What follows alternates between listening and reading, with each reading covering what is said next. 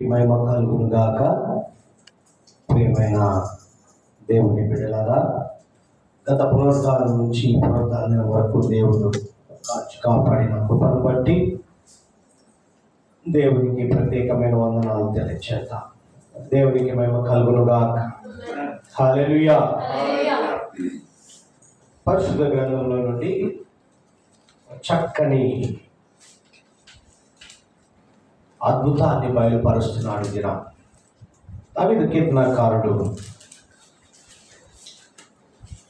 తన వేదన, తనలో ఉన్న ఆవేదనను దేవుడికి తెలియపరిచే విధానాన్ని మన ముందు పెట్టాడు. ఎంత గొప్ప అనుభవము, ఎంత గొప్ప సంతోషాన్ని, ఎంత గొప్ప జీవితంలో ఎదుర్కొన్నటువంటి సమస్యలను జయించినటువంటి వీరుడిగా ముందు నిలబడి ఉన్నాడు. అటువంటి అనుభవాన్ని మనకు బయలుపరుస్తున్నాడు. కీర్తన గ్రంథము 109వ కీర్తన 31 వచనాలు ఉన్నాయి. ఎన్ని ఉన్నాయండి? 31 వచనాలు. 31 వచనాల్లో దేవుడు అద్భుతమైన సందర్భాలను పెట్టాడు. 28వ వచనాన్ని ఒకసారి చూద్దాం. వారు శపించుచున్నారు గాని నీవు దీవించుదువు. హల్లెలూయా. ఎంత చక్కగా మాట్లాడుచున్నారో చూడండి. వారు శపించుచున్నారు గాని నీవు దీవించుదువు.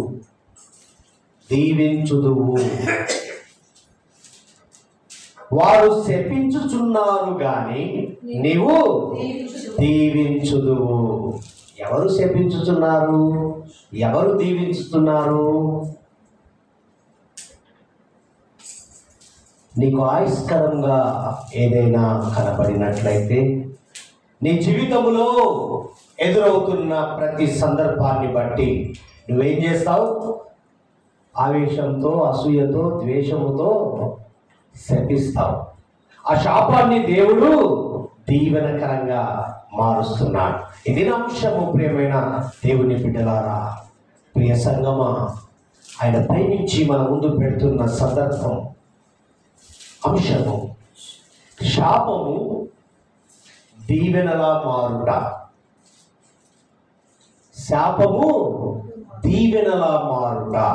చూద్దాం ఎందుకు ఈ సందర్భాన్ని మన ముందు పెట్టాడో చూద్దాం. 109వ కీర్తనలోనికి వెళ్దాం. మొదటి వచనంలో అంటాడు చూడండి.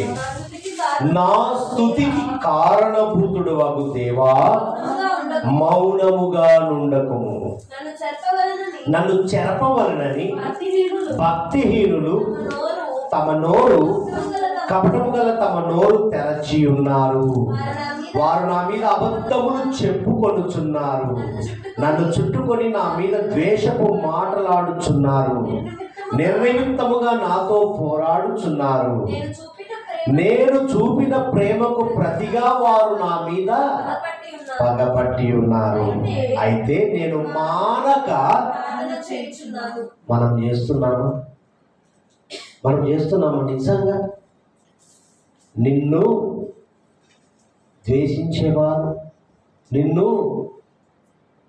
అన్ని విధాలుగా ఆయాస పెట్టే వారి గురించి పదే పదే మాట్లాడుకోవడము, పదే పదే శాపంగా మాట్లాడడము, పదే పదే ద్వేషంతో, అసూయతో, కుళ్ళు కుదంతాలతో ఆ మనిషి మీద మాట్లాడుచున్నామే కానీ క్షమించమని ప్రార్థిస్తున్నావా? ఇక్కడ చూడండి, దావీదు గారు అయితే వారు ఎన్ని విధాలు చేసినా, అయితే నేను మానక నీకు మొరపెడుతున్నానయ్యా అంటున్నాడు. ఇక్కడ గమనించినట్లయితే ప్రియమైన దేవుని సంగమా, దావీదు చేత వ్రాయబడిన ఈ కీర్తన శాప కీర్తన. ఇది మొత్తము శాప కీర్తన. అన్ని శాపాలే పెట్టాడు. దావీదుకు వ్యతిరేకంగా కొందరు మరి శత్రువులు చేస్తున్న నిందలను, చేస్తున్నటువంటి నేరారోపణలను, అనవసరమైన నిందలు వేస్తున్నారు దావీదు మీద. దృష్టిలో ఉంచుకొని వారికి అత్యంత భయంకరమైన రీతిలో నాశనము కావాలని దేవుణ్ణి వేడుకుంటున్నాడు. ఎంత చక్కగా బయలుపరచాడు చూడండి. ఇలాంటి శపించే ప్రార్థన ఈ రోజుల్లో తప్పుపడతారు కదా. ఆధ్యాత్మికమైన నైతిక జీవితానికి, మనం విశ్వసిస్తున్న విశ్వాస జీవితానికి ఏంటి నువ్వు చేసే ప్రార్థన, ఏంటి నువ్వు చేసే మరెంతగా అనుకోవచ్చు, కానీ నువ్వు చేయడము తప్పు అని ఒక తప్పుగా నిన్ను ఒక ప్రశ్నార్థకంగా మిగిలిపోయేటట్టుగా మాట్లాడతారు. అయితే ఇక్కడ గమనించండి, వ్యతిరేకమైనప్పటికీ కూడా ఇది వ్యతిరేకమే, కానీ ఇక్కడ గమనించాల్సింది ఆనాటి దావీదు కాలపు పరిస్థితులను ఈ 31 వచనాలు తెలియజేస్తుంది. అప్పుడు జీవిస్తున్న విధానంలో దావీదు గారికి ఎదురైనటువంటి జీవితములో ఎదురైనటువంటి సందర్భ పరిస్థితులను బట్టి ఆయన ఈ విధముగా దేవునికి మొరపెట్టాడండి. ఇందులో ఈ 31 వచనాల్లో బాగా గమనించినట్లయితే 30 కంటే ఎక్కువగా శాపవాక్యాలు మనం చూడగలం. బాగా చదవండి, ఇంటికి వెళ్ళినాక 31 వచనాలు నీవు నీ జీవితంలో ఒక వ్యక్తిని గురించి మాట్లాడినట్టుగానే కనపడుతుంది.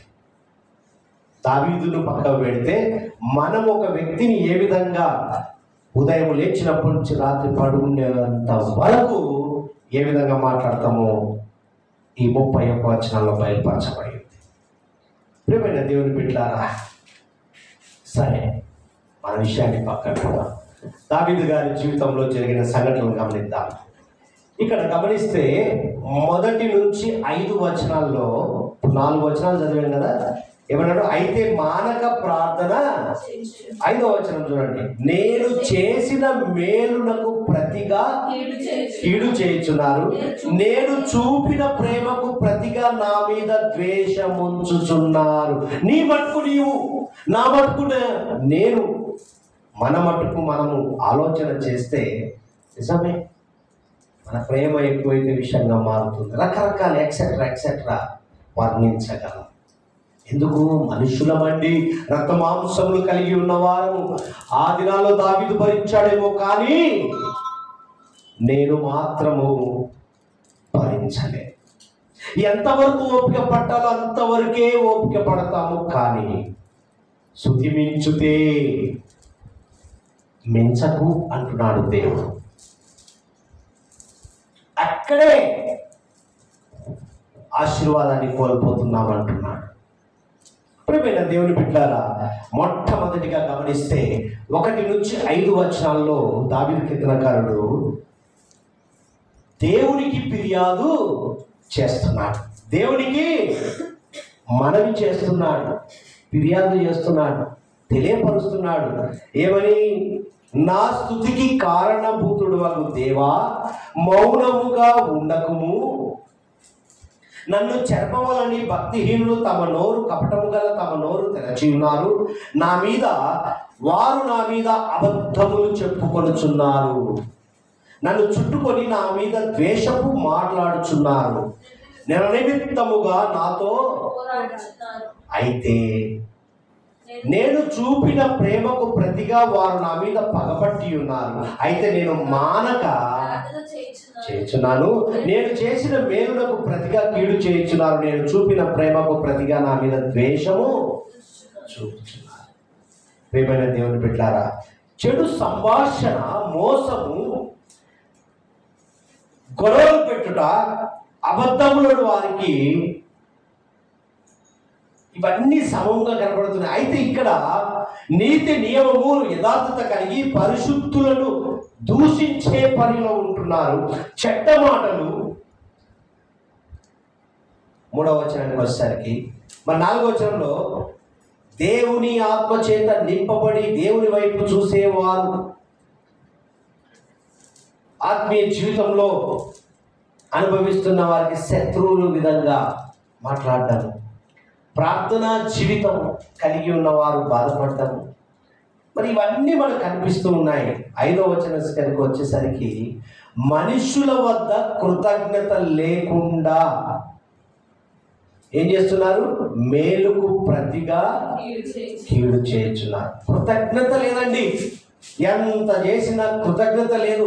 ఎంత ఎంత ఎంత మేలుకు ప్రతిగా వాళ్ళు ఏం చేస్తున్నారండి? కీడు చేసే పనిలోనే ఉంటున్నారు. అందుకే సొలొమోను గారు సామెతల్లో రాస్తాడు, చక్కగా రాస్తాడు చూడండి. 17వ అధ్యాయము 13వ చరణంలో రాయబడిన మాట చూడండి. మేలుకు ప్రతిగా కీడు చేయు వాని ఇంట నుండి కీడు తొలగిపోదు. కీడు తొలగిపోదట. మేలుకు ప్రతిగా కీడు చేయు వాని ఇంట నుండి కీడు వాడు దాన్ని ఆస్వాదిస్తూనే ఉంటాడు. ప్రియమైన దేవుని బిడ్డలారా, శత్రువుల విషయము, శత్రువులు తనపై వేస్తున్న నిందల నుండి, వారు చేస్తున్న అనవసరమైన నిందల నుండి తప్పించగలడని విశ్వసిస్తూ స్తుతిస్తూ తన మంచితనానికి ప్రేమకు ప్రతిగా వారు తలపెట్టిన కీడును గూర్చి దేవునికి ఫిర్యాదు చేస్తున్నాడు. అయ్యా, నేను ఎంత చేసినా, ఎంత ప్రేమ చూపించినా, ఎంతగా వారిని ప్రేమించినా నా మీద విషపు చూపులే చూస్తున్నారు అని దేవునికి తెలియపరుస్తున్నాడు. అందుకే ఇక్కడ 5వ వచనం ఏమంటున్నాడో చూడమ్మా. 5వ వచనంలో మాట్లాడుతున్న మాట ఏంటి? నేను చేసిన మేలునకు ప్రతిగా కీడు చేయుచున్నారు, నేను చూపిన ప్రేమకు ప్రతిగా నా మీద ద్వేషముంచుచున్నారు అని ఫిర్యాదు చేస్తున్నాడు. 6వ వచనం నుంచి 2వది చూద్దాం. మొదటిది ఏంటంటే దేవునికి ఏం చేస్తున్నాడు దావీదు? దేవునికి ఏం చేశాడండి? ఫిర్యాదు చేస్తున్నాడు, మనవి చేసుకుంటున్నాడు. అయ్యా, నేను ఎంత చేసినా వీళ్ళు చూడయ్యా, అయినా నేను మాత్రం ప్రార్థన చేస్తున్నాను. ఫిర్యాదు చేస్తున్నాడు. 2వది చూద్దాం. 6వ వచనం నుంచి 20 వచనాల్లో దావీదు దేవుని శత్రువులను శపిస్తున్నాడు. దావీదు ఏం చేస్తున్నాడు? దావీదుకు దేవునికి శత్రుత్వంగా ఉన్న వారిని శపించే పనిలో ఉన్నాడు. 6వ వచనం నుంచి 20 వచనాల వరకు, 1 నుంచి 5 వచనాల్లో ఏమన్నాడంటే బహువచనము వాడాడు. వారు అని మాట్లాడాడు కదా. ఏమని మాట్లాడాడండి? వారు అన్నాడు. 6వ వచనం నుంచి ఇక్కడ ఏకవచనంతో మాట్లాడుతున్నాడు. ఏమని? వాని మీద, అంటే ఒక వ్యక్తిని ఉద్దేశించే మాట్లాడుతున్నాడు. వాని మీద భక్తిహీనుని అధికారిగా నుంచుము, అపవాది వాని కుడి పక్క నిలుచును గాక. వాడు చూడండి ఎంత చక్కగా చెబుతూ తన శత్రువులకు కలగబోయే శిక్ష ఏ రూపంలో ఉండాలో, ఎంత భయంకరంగా ఉండాలో దాని గురించి దేవుని వేడుకుంటున్నాడు. 8వ వచనానికి వచ్చేసరికి వాని జీవిత దినములు కొద్దిగా ఉనుగాక, వాని ఉద్యోగము వేరొకడు తీసుకొను. ఎంత చక్కగా దీవిస్తున్నాడు కదా. దీవిస్తున్నాడా? ఆయాసం అండి, తట్టుకోలేకపోతున్నాను. తన జీవితంలో జరిగినటువంటి అనుభవ రుచిని బట్టి, తన కోల్పోయిన విధానాన్ని బట్టి, ఎంత ప్రేమ చూపించినా, ఎంతగా వారిని దగ్గరకు తీసినా వారు అపవాదితోనే ఉన్నటువంటి వారు ఆయన ఆయుష్ పెట్టిన విధానాన్ని దేవునికి వ్యక్తపరుస్తూ ఇంకా శాపాలు పెడుతూ ఉన్నాడు. పెడుతున్న క్రమంలో ఇక్కడ 8వ వచనానికి రిలేటెడ్గా యూదా ఇస్కరియోతును గమనించవచ్చు. చూడండి, ఇక్కడ గమనిస్తే యూదా ఇస్కరియోతు జీవితంలో నెరవేర్చబడినటువంటి అనుభూతిని చూద్దాం. అపోస్తలుల కార్యం 1వ అధ్యాయంలోకి వెళ్దాం. 20వ వచనాన్ని ఒకసారి చూద్దాం. అపోస్తలుల కార్యంలో వ్రాయబడిన మాట లూకా గారు రాస్తారు. ఎంత చక్కగా వ్రాయబడిన మాట. ఏమంటాడు అక్కడ?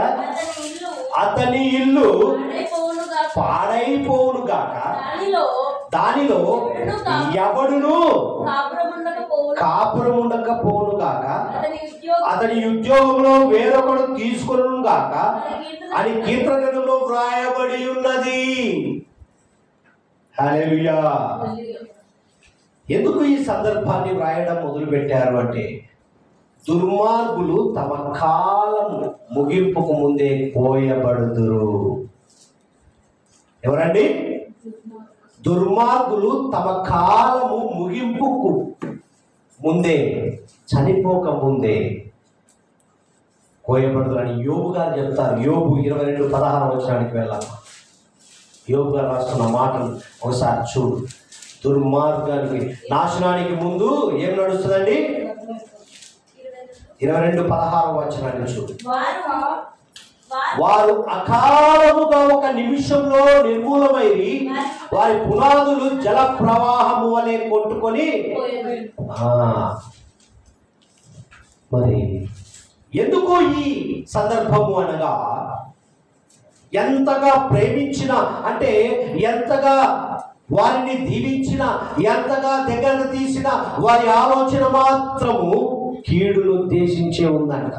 వారు ఈ విధముగా అంటే అటువంటి శాపకరమైనటువంటి మాటలను దావీదు వాడుకున్నారు. మత్తయి సువార్త 10:4 చూడము. ఎవరయ్యా యూదా ఇస్కరియోతు అంటే ఇక్కడ రాయబడిన మాటలు చూడు. 10:4 చూడండి. కానానీయుడైన సీమోను ఆయన అప్పగించిన యూదా ఇస్కరియోతు యూదా. ఎవరయ్యా ఆయన అంటే ఎవరిని అప్పగించాడండి? యేసు క్రీస్తు ప్రభువారిని అప్పగించినటువంటి ఇస్కరియోతు యూదా గురించి వ్రాయబడింది. ఇక్కడ గమనిస్తే రెండవది ఏంటంటే, దావీదు దేవుని శత్రువులను శపించే పనిలో ఉన్న సందర్భము 6వ వచనం నుంచి 20 వచనాల్లో వ్రాయబడి ఉంది. బాగా చదవండి ఇంటికి వెళ్ళిన తర్వాత. ఇక్కడ శాపాలను చూద్దాం. కీర్తనలో వ్రాయబడిన మాటను చూద్దాం. 137వ కీర్తన 7వ వచనాన్ని ఒకసారి చూడమ్మా. ఏ విధంగా ఉన్నాయో చూడండి. యెహోవా ఏదోము జనులు చేసినది జ్ఞాపకం చేసుకొనుము, యెరూషలేము పాడైన దినమును జ్ఞాపకము తెచ్చుకొనుము, దాన్ని నాశనము చేయుడి. చూడండి, అంటే పూర్వ దినాలను జ్ఞాపకం చేసుకోయా అని గుర్తు చేస్తున్నాడు. ఏంటి అనగా, ఆదికాండం 3వ అధ్యాయం 1వ వచనానికి వెళ్ళమ్మా. దేవుడైన యెహోవా చేసిన సమస్త భూజంతువులలో సర్పము యుక్తి గలదై ఉండెను. యుక్తి గలదై మోసము చేసే పనిలో ఉంది. ఈ దినము గమనించండి, యుక్తి గలదైనటువంటి అపవాది క్రియలు నీకు తోడుగా ఉన్నాయా? వారితో మమేకమై ఉన్నావు కాబట్టి ఎంత కీడు చేస్తున్నామో ఆలోచన చేసుకో. అపవాది యుక్తి గలదై ఉంది. దానికి వశమై ఉండకుండా దూరంగా ఉండమని దేవుని వాక్యం సెలవిస్తుంది. ప్రియమైన దేవుని బిడ్డలారా, అంత యుక్తి గలదై ఉన్నది కాబట్టి ఈయన ఎంత మేలు చేసినా, ఎంత ప్రేమ చూపించినా కీడుకు ప్రతి కీడు చేసుకుంటూ ఆయాసపరుస్తూనే ఉన్నారు. అనవసరమైన నిందలు వేస్తూనే ఉన్నారు. దేవునికి తెలియపరుస్తున్నాడు. చూడండి, రెండవది చూసాం. 3వ దానికి వెళ్దాం. 21వ వచనం నుంచి వెళ్ళమ్మా. 109:20. యెహోవా ప్రభువా, నీ నామమును బట్టి నాకు అయ్యా. నీకు ఏం చేశాడు? ఫస్ట్ పాయింట్ ఏం చేశాడు? ఆయనకి ఏం చేశాడు? ఫిర్యాదు చేశాడు. తర్వాత ఏం చేశాడు? శపించాడు. తర్వాత ఏం చేస్తున్నాడు? సహాయం కోరుకుంటున్నాడు. దావీదు ఏం చేస్తున్నాడు? దేవుని సహాయం కోరుకుంటూ సహాయం కొరకు ప్రార్థిస్తున్నాడు. ఏమంటున్నాడు అమ్మ? అక్కడ చదువు. యెహోవా మా ప్రభువా, నీ నామమును బట్టి నాకు సహాయం చేయము. నీ కృప ఉత్తమమైనది గనుక నన్ను ఈ బంధకములలో నుండి విడిపింపయ్యా. ఈ ఆయాసకరమైన జీవితంలో నుండి నన్ను బయటికి తీయ్యా. ఇటువంటి యుక్తమైన ప్రజల మధ్యలో నా ప్రేమ, నేను చూపిస్తున్నటువంటి ప్రేమ, నేను చూపిస్తున్నటువంటి ప్రతిదీ కూడా వారికి ఆయాసంగా కీడుగా కనబడుతూనే ఉన్నది. వారు మేలుకు కీడు చేస్తూనే ఉన్నారు. నాకు సహాయం చేయి నాయన, నన్ను బయటికి లాగు అని అంటున్నాడు. దేవుని సహాయం కొరకు ప్రార్థిస్తున్నాడు. మూడవది ఏంటండి? దేవుని సహాయం. ఫిర్యాదు చేశాడు, తదుపరి శపించేశాడు, తదుపరి ఏం చేస్తున్నాడు? అయ్యా సహాయం చేయనాయన అని ప్రార్థిస్తున్నాడు. ఈ లోకంలో జీవిస్తున్న మనము కూడా అదే ఎదుర్కొంటున్నాం. ఒక నిమిషము దావీదును పక్కకు పెడితే నీ నా మన పరిస్థితి కూడా అదే విధంగా ఉంది. ఎంత ప్రేమించినా, ఎంతగా ఈ దినము నీవు నేను ఆయాసపడుతున్నట్టుగానే దావీదు కూడా ఆయాసపడ్డాడు. దావీదు కూడా శపించాడు, దావీదు కూడా తెలియపరిచాడు, దావీదు కూడా ప్రార్థన సహాయము కోరుకుంటున్నాడు. ఇక్కడ గమనిస్తే తన శత్రువులు వేసిన నిందలు చేస్తున్నటువంటి అనవసరమైన నిందలు తాను ఎంతగా క్షీణించి పోయాడో మనం గమనించవచ్చు. తాను ఎంతగా బలహీనుడైపోయాడో ఇక్కడ కనపడుతుంది.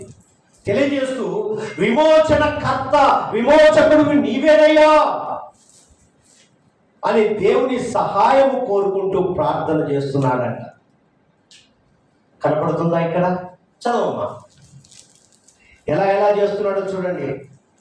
చదువు కంటిన్యూగా. 22. నేను దీన దరిద్రుడను, నా హృదయము నాలో గుచ్చబడి ఉన్నది, సాగిపోయిన నీడవలే నేను క్షీణించి ఉన్నాను. మిడతలను పారదోలుంటూ నన్ను పారదోలుదురు. అంటే ఎంత భయంకర పరిస్థితి చూడండి. ఉపవాసము చేత నా మోకాళ్ళు బలహీనమాయెను. చూడండి, దేవుని దయ కోరుతున్నాడు, విడుదల కొరకై ప్రార్థన చేస్తున్నాడు. ఇటువంటి వారి మధ్యలోంచి నాకు విడుదల దయచేయి, ఇటువంటి నిందల నుంచి, ఇటువంటి చెప్పుకోలేని నేరారోపణల నుంచి, అనవసరమైన వాటి నుండి నాకు విడుదల దయచేయని అడుగుతున్నాడు. నేను చెయ్యని దాన్ని, నేను చెప్పని దాన్ని, అనవసరమైనటువంటి ఆయస్కరమైన నింద నా మీద పడిపోయింది. ఎంత చక్కగా దుఃఖము. చదువమ్మా. నా శరీరము పుష్టి తగ్గి చిక్కిపోయాను. చూడు ఎంత బలహీనమవుతున్నామంటే ఎదుటివాడు చేసే క్రియలే నీకు తగ్గిపోవడానికి కారణం. వాడు బాగానే ఉంటాడు, నీవు మాత్రము కుళ్ళి కృషించి మనసులో వేదన కలిగి మనుషులకు దేవునికి దూరంగా జీవిస్తున్నాం. చూద్దాం. వారి నిందలకు నేను ఆస్పదుడనైతిని, వారు నన్ను చూచి హల్లెలూయా. ఎంత చక్కగా ఏంటి సందర్భం? దుఃఖము చూడండి. 102:11 వచనాన్ని గమనించాం. 102వ కీర్తన 11వ వచనంలో ఒకసారి చూడు రాయబడిన మాటలు. నా దినములు సాగిపోయిన నీడను పోలి ఉన్నవి, గడ్డి వలె. అంటే అంత సూటుకోటు మాటలు బలహీనంగా ఉంటాయి. అంత బలమైనవని అర్థం. నువ్వు బలహీనపడిపోతావు. ఎదుటివాడు నిన్ను అంతగా క్షీణించే పనిలో కీడు కలగజేస్తాడు. నీతో ప్రేమను పొందుకుంటాడు, నీతో అవసరతలు తెచ్చుకుంటాడు, నిన్ను మాత్రము అంత క్షీణ స్థితిలోనికి తీసుకుపోయే పరిస్థితి తీసుకొస్తాడు. ఇక్కడ గమనిస్తే ఉపవాసముతో దేవుని మొరపెట్టుకుంటున్నాడు. మరి ఏం చేస్తున్నారంట చూడు ఎంత చక్కగా వ్రాయబడిందో. వారి నిందలకు నేను ఆస్ఫూర్తుడనైతిని. వారు అంటే ఏంటి అర్థము? వారి పరిహాసం చేయుచున్నారు. ప్రియమైన దేవుని బిడ్డలారా, ఇదే యేసు క్రీస్తు ప్రభు వారికి కూడా ఎదురైంది. బాగా గమనించండి. మత్తయి సువార్తలోకి వెళ్దాం. ఏమంటాడు? వారు నన్ను చూచి తమ తలలు ఇట్లా చూస్తారు కదా, ఊపడం ఎగతాళిగా. చూడండి మత్తయి సువార్తలోనికి వెళ్దాం. ఒక్కసారిగా తలలు ఏ విధంగా చేశారు ఇక్కడ కూడా కనబడుతుంది. మనం 27వ అధ్యాయంలో 27:39 వచనాన్ని చూడండి. ఆ మార్గమున 38 నిమిషాలు మరియు కుడివైపున ఒకడును ఎడం వైపున ఒకడును ఇద్దరు బందిపోటు దొంగలు ఆయనతో కూడా సిలువ. ఆ మార్గమున వెళ్ళుచుండిన వారు తలలు చూచు తలలు ఊపుతూ దేవాలయమును పడగొట్టి మూడవ కట్టువాడా నిన్ను నీవే రక్షించుకొను, నీవు దేవుడి కుమారుడు అయితే సిలువ మీద నుండి దిగుమని ఆయనను అంటే ఎగతాళి చేస్తున్నారు కదా, తలూపుతున్నారు. ఇప్పుడు బయటికి రా, ఇప్పుడు నువ్వు సిలువ మీద నుంచి అపహాస్యం చేస్తున్నారట.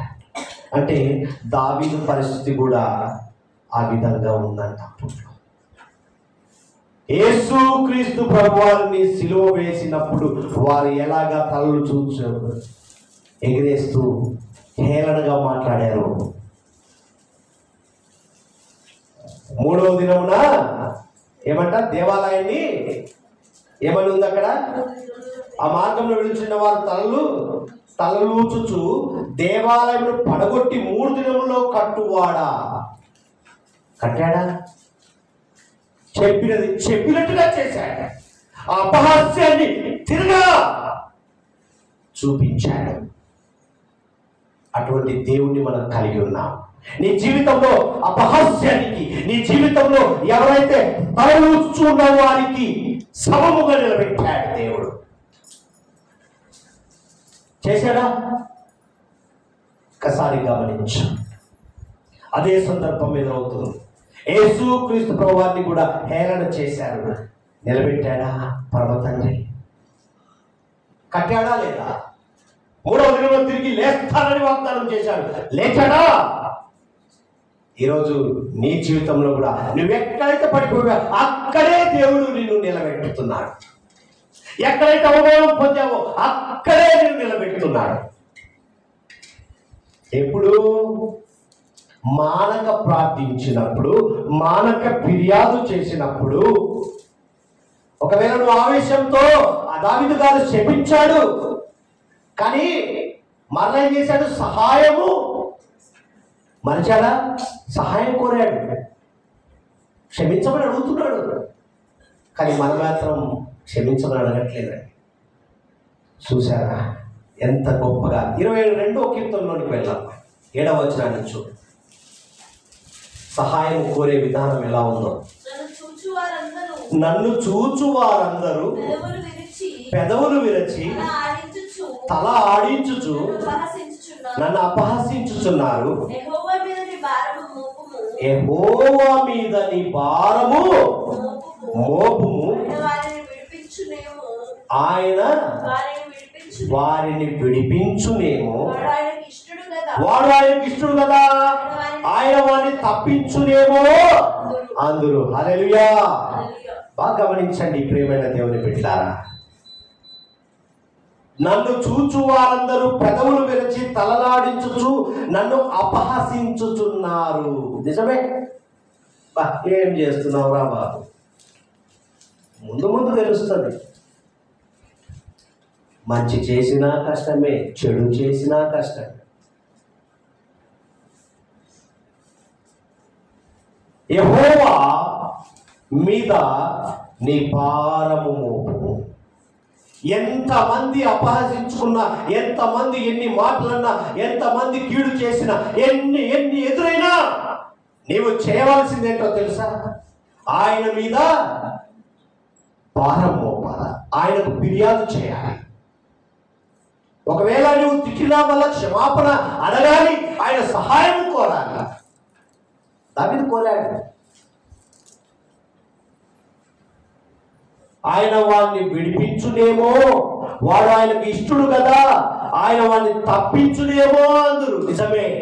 నువ్వు ఇష్టడు కాబట్టి నిన్ను తప్పిస్తున్నాడు, నువ్వు ఇష్టడు కాబట్టి నిన్ను బయటికి లాగుతున్నాడు, నిలబెడుతున్నాడు. పడిపోయిన స్థితిలో నిన్ను 7 మార్లు పడినా మరలా లేవనెత్తుతున్నాడు. ప్రేమైన దేవుని బిడ్డలారా, బాగా గమనించు. సహాయము కోరే ప్రార్థన నీ జీవితంలో అవసరం. తిడతావు, మనుషులం కదా అండి, రక్త మాంసంలో ఎక్సెట్రా ఎక్సెట్రా. ఏది ఏమైనా సహాయము కోరే ప్రార్థన నీ జీవితంలో అవసరం. దావీదు కోరాడు, సహాయం కోరాడు. చూద్దాం చివరికి ఏం జరిగిందో చూద్దాం. 109లోనికి వెళ్దాం. ఏం చూసాం? 21 నుండి 27 వచనాల్లో ఏం జరిగింది? యెహోవా పైన నీవే దీన్ని చేతువనియు వారికి తెలియనట్లు నాకు సహాయము చేయము, నీ కృపను బట్టి నన్ను సహాయం కోరాడు. వాళ్ళని నన్ను అనుకోని, అయ్యా నేను నోటుదలతో తొందరపడో లేకపోతే ఆవేశంతో అన్నానయ్యా, కానీ ఏమంటున్నాడు? యెహోవా నా దేవా, ఇది నీ చేత జరిగినదనియు, యెహోవానైనా నీవే దీని చేతువనియు వారికి తెలియనట్లు నాకు సహాయం చేయము, నీ కృపను బట్టి నన్ను రక్షింపుమయ్యా. అవి నాకు తగలకుండా, ఆ దెబ్బలు, ఆ నిందలు, ఆ అవమానాలు, అవి చెప్పుకోలేని ఆ సమస్యల నుండి నన్ను నీవేనయ్యా రక్షించేది. సహాయం కోరుతున్నాడు. ఎంత చక్కగా 3 సందర్భాల ముందు పెట్టాడు. 4వది చూద్దామా? 28 నుంచి చదువు. వారు శపించుచున్నారు గాని నీవు దీవించుదువు. హల్లెలూయా. నీకు ఆయుష్కరముగా కనపడినప్పుడు నువ్వు శపిస్తున్నావు, ఆ శాపము దీవెనగా మారుస్తున్నాడు దేవుడు. ఎందుకు? నీవైనా కుమారుడివి, కుమార్తెవు, ఆయన సొత్తు, ఆయన పోలి నడుచుకున్నటువంటి వ్యక్తివి, వ్యక్తురాలు. ఆయన నీ హృదయంలో నివసించి ఉన్నాడు, ఆయన నీతో మమేకంగా జీవిస్తున్నాడు. కాబట్టి నీ శాపాన్ని దీవెనకరంగా మారుస్తున్నాడు. చాలా సందర్భాల్లో పాస్టర్ గారు నీ నోటితో అనమాకు అంటే నిజమే, ఆయాసపడతాను, కానీ ఏం చేయాలి? సహాయము కోరే వ్యక్తిగా ఉండాలి. దేవుణ్ణి అడగాలి, క్షమించాను అని అడగాలి. అప్పుడే ఆ శాపము దీవెనకరంగా ఆ కుటుంబానికి మారును కాక. ప్రియమైన దేవుని బిడ్డలారా, వారు శపించుచున్నారు కానీ నీవు దీవించుదువు, వారు లేచి అవమానం పొందుదురు కానీ నీ సేవకుడు సంతోషించును. నా విరోధులు అవమానము ధరించుకొందురు గాక, తమ సిగ్గునే నిలుటంగి వలె కప్పుకొందురు గాక. చూసారా ఏమంటున్నాడు? నా నోటితో నేను యెహోవాకు కృతజ్ఞతాస్తులు మెండుగా చెల్లించెదను, అనేకుల మధ్యను నేను ఆయన్ను ఎన్ని అవమానాలు రాని దావీదు దేవునికి కృతజ్ఞతాస్తులు చెల్లించాడు. దావీదు దేవునికి కృతజ్ఞతాస్తులు చెల్లించుట. 4వది, ఎంత బాధలు వచ్చినా, ఎన్ని అవమానాలు వచ్చినా, ఎంతగా శత్రువు ముందుకొచ్చి అవమానపరిచిన, కీడుకు మేలు చేయకుండా మేలుకు కీడు చేశారు, కీడు పన్నాగాలు పన్నారు, అనవసరమైనటువంటి నిందలేశారు. అవన్నీ చేసిన ఒకవేళ ఫిర్యాదు చేశాడు, శపించాడు, అవమానపరిచాడు, వాళ్ళ అవమానపరిచారని రివైంజ్ తీసుకున్నాడు. నోటి మాట జారిపోయింది. మరలా ఏం చేశాడంటే, అయ్యా నన్ను క్షమించు, సహాయం కోరాడు. నువ్వు తప్ప ఎవరు లేరని తెలుసుకున్నాడు. తర్వాత ఏం చేశాడు? కృతజ్ఞతాస్తులు చెల్లించాడు. 4వది ఏం చేశాడు? కృతజ్ఞతాస్తులు చెల్లించాడు. ఏ విధంగా చెల్లించాడు చూసాడా? ఏమంటున్నాడు? నా నోటితో నేను యెహోవాకు కృతజ్ఞతాస్తులు మెండుగా చెల్లించదు, అనేకుల మధ్యను నేను ఆయన స్తుతించదను.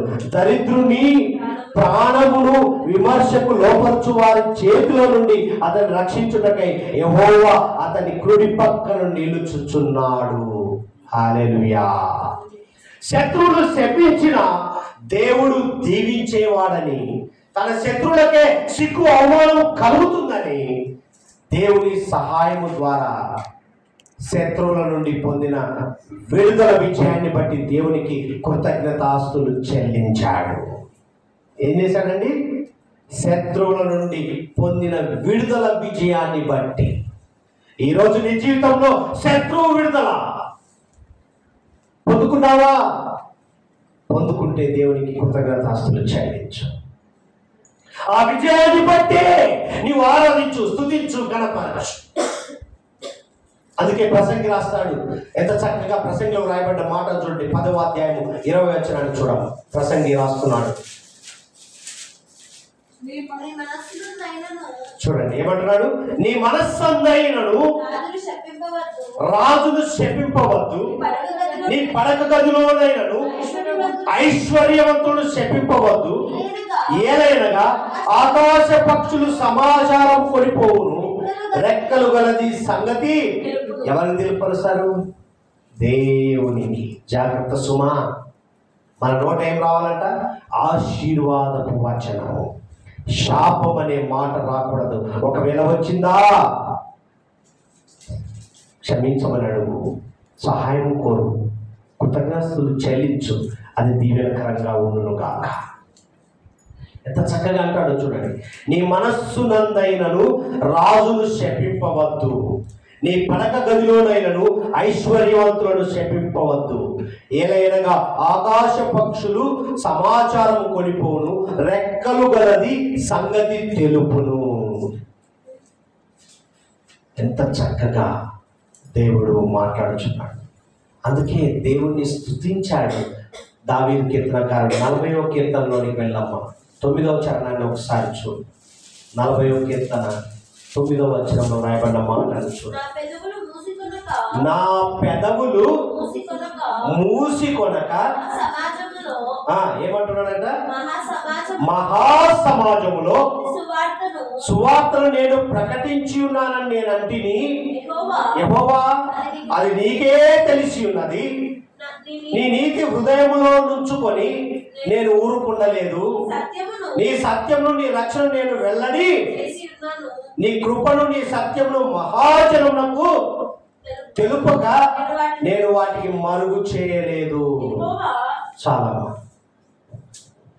ఎన్ని ఇరుకులు, ఇబ్బందులు, ఎన్ని నిందలు, అవమానాలు వచ్చిన దేవుని సువార్తను దావీదు ఆపాడా? చేస్తూనే పోయా. నేను ఊరుకుండా లేదయ్యా. ఎంత గొప్ప దేవుడు అండి. ప్రియమైన దేవుని బిడ్డలారా, 140వ కీర్తనలోనికి వెళ్ళాలి. 140వ కీర్తన 12-13 వచనాలు. బాధింపవాడు వారి పక్షమున యెహోవా వ్యాజ్యమాడుననియు, దరిద్రులకు ఆయన న్యాయము తీర్చుననియు నేనెరుగుదును. తెలుసుకున్నాడా? తన అనుభవంలో తెలుసుకున్నాడు కదా. బాధింపబడు వారి పక్షమున ఆయన వ్యాజ్యమాడతాడు. నీవేంటో తెలుసు. నువ్వు ఏ విధంగా క్షమాపణ అడుగుతున్నావో, ఏ విధంగా మొరపెడుతున్నావో, ఏ విధంగా కృతజ్ఞతాస్తులు చెల్లిస్తున్నావో దాన్ని బట్టి నీ పట్ల వ్యాజ్యమాడుతున్నాడు. నువ్వు బాధపడ్డావా? ఆయన తెలుసు. ఏ విధంగా బాధపడ్డావు, ఏ విధంగా ఆయాసపడ్డావు ఆయనకు అన్నీ తెలుసు. ఎంత చక్కగా దరిద్రులకు ఆయన న్యాయము తీర్చునని నేను ఎరుగుదును. నిశ్చయముగా నీతిమంతులు నీ నామమునకు కృతజ్ఞతాస్తులు చెల్లించెదరు, యథార్థవంతులు నీ సన్నిధిని నివసించెదరు. యథార్థవంతులంట నీ సన్నిధిని నివసించెదరు. హల్లెలూయా. దేవునికి మహిమ కలుగును గాక. ఈ దినం గమనించు ప్రియ సహోదరి, సహోదరుడా, ప్రియ విశ్వాసి. నీ విశ్వాస జీవితానికి నీవు ఏ విధంగా జీవిస్తున్న విధానంలో ఎదురవుతున్న సమస్యలే కానీ అనవసరంగా మాట పడ్డానండి. అనవసరమే నీ జీవితంలో ఆశీర్వాదకరంగా ఉండును గాక. ఏమంటున్నాడు తెలుసా? నిన్ను బాధించే వారి పట్ల ప్రతిస్పందన ఏ విధంగా ఉంది ఒకసారి గమనించు. క్వశ్చన్ మార్క్ అడుగుతున్నాడు. నిన్ను బాధించే వారి పట్ల నీ ప్రతిస్పందన, నీ ఉద్దేశం. రివైండ్ తీసుకోవాలి. ఇంక క్షణం దొరకల, టైం ఎదురు చూస్తుంటాం సమయం కొరకు. ఇప్పుడు దొరికాడరా, వేసుకున్నా చూడు. ఏంది వేసుకునేది? దేవుడు మాట్లాడుచున్నాడు. ప్రియమైన దేవుని బిడ్డలారా, దావీదును చూసావా? దావీదు జీవితంలో 4 సందర్భాలు, 31 వచనంలో 5 వచనాలు ఏం చేశాడు? ఫిర్యాదు చేశాడు. 6 నుంచి 20 వచనాల్లో శాపాలే. వాటిని ఏం చేశాడు? దేవుడు దీవెనకరంగా ఉంచాడు. సహాయం కోరాడు. అయ్యా, తెలిసి తెలియక నేను నోరు పారేసుకున్నాను, ప్రార్థన సహాయం నువ్వు తప్ప అని తెలుసుకున్నాడు. నువ్వు తప్ప ఎవరు చేయరయ్యా, రక్షిస్తావు, బయటికి వేస్తావు, లాగుతావు, సహాయం చేసేవాడు నువ్వే అన్నాడు. తదుపరి ఏం చేశాడు? కృతజ్ఞతాస్తులు విడుదలైంది, నెమ్మది వచ్చింది, సంతోషం కలిగింది, సమాధానం కలిగింది. అందుకేం చేశాడు? కృతజ్ఞతాస్తులు చెల్లించాడు. అదే బాటలో నీవు నడుచుకుందువు కాక. నీ జీవితంలో ఎదురవుతున్న సమస్యలన్నీ దేవునికి అప్పచెప్పు.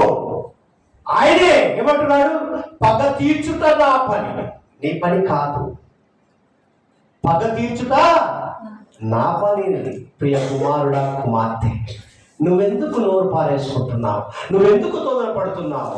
నేను చూసుకుంటా, నాకు అప్పచెప్పు అని చెప్పిన ఆయన మాటను బట్టి నీ శత్రువులను ప్రభువుకు అప్పగిస్తూ ఏం చేయాలి?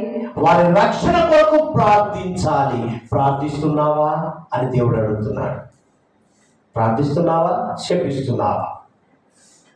ఒకవేళ అటువంటి జీవితంలో నీవు ఉన్నావేమో, యుక్తి కలిగిన దాని వెంట వారి క్రియలు నీలో పనిచేయుచున్నాయో, ఈ దినము లయమైపోవును కాక. ఏం చేయాలి మనము? నీ శత్రువులను ఆయన చేతికి అప్పగిస్తూ వారి రక్షణ కొరకు ప్రార్థించే వారిగా నిలబడుతూ కాక. అందుకే ప్రార్థన చేసుకుందాం. దేవా, నాతో ఏకీభవించండి. దేవా, నన్ను బాధించిన ఆ శత్రువులు మనసు మార్చి రక్షించి నా మిత్రులుగా మార్చుమయ్యా. ఆమేన్. జీవము కలిగిన గొప్ప తండ్రి, నీ ఘనమైన పాదములకు ఈ మధ్యాహ్న సమయంలో ప్రత్యేకమైన వందనాలు తెలియజేస్తున్నాము నాయన. అయ్యా, దావీదు జీవితంలో జరిగిన సంఘటన మా ముందు పెట్టావు నాయన. 4 విషయాలు బయలుపరిచావు. 109వ కీర్తన శాప కీర్తనను దీవెనకరంగా మార్చావయ్యా. మొదటిగా 1 నుంచి 5 వచనాల్లో ఫిర్యాదు చేశాడే. ఆ ఫిర్యాదు నేను చేశానేమో, మీరు చేశారా అడుగుతున్నావయ్యా. ఒకవేళ మేము నీకు ఫిర్యాదు చేస్తున్నాము నాయన, మా జీవితంలో ఎదురవుతున్న సంఘటనలు నాయన తండ్రి తట్టుకోలేక 6 నుంచి 20 వచనాలు దావీదు శపించినట్టుగా మేము శపించామే. దావీదు తెలుసుకున్నారయ్యా, సహాయం చేసే వ్యక్తివి, బయటకు తీసే వ్యక్తివి, మమ్మల్ని నిలబెట్టే వ్యక్తి అని దావీదు తెలుసుకున్నాడు. ఒకవేళ నేను తెలుసుకోలేని పక్షంలో ఉన్నానేమో, యుక్తిగల అపరాధితో నేను జీవిస్తున్నానేమో, వారి నుంచి విడుదల ఇచ్చాయి. ఇప్పటి వరకు అలా నడిచారేమో, ఈ రోజు నుంచి విడుదల పొందుకొని సంతోషము సమాధానము కలిగి సహాయము కోరుకుంటున్నానయ్యా. ఆ వ్యక్తిగా నన్ను నిలబెట్టావని నమ్ముచు ఇప్పుడే ఈ సదవకాశము పొందుకొని నీకు కృతజ్ఞతలు చెల్లిస్తున్నానయ్యా. దావీదు వలె చెల్లిస్తున్నాను, దావీదు వలె కీర్తిస్తున్నాను, కనపరుస్తున్నాను, స్తుతిస్తున్నాను. ఆనందంతో సంతోషంతో ఈ ఆరాధనలో నిన్ను మరుగుపరుస్తున్నాను నాయన. ఈ రోజు నుంచి నా శత్రువుని పతనం కోరుకోను, వారి రక్షణను కోరుకుంటున్నాను. వారు జీవించాలి, మాతో కూడా సమముగా జీవించాలి. అటువంటి అనుభవం మాకు దయచేయమని నజరేయుడైన యేసుక్రీస్తు నామమున ప్రార్థన చేస్తున్నాము తండ్రి. ఆమేన్, ఆమేన్, ఆమేన్.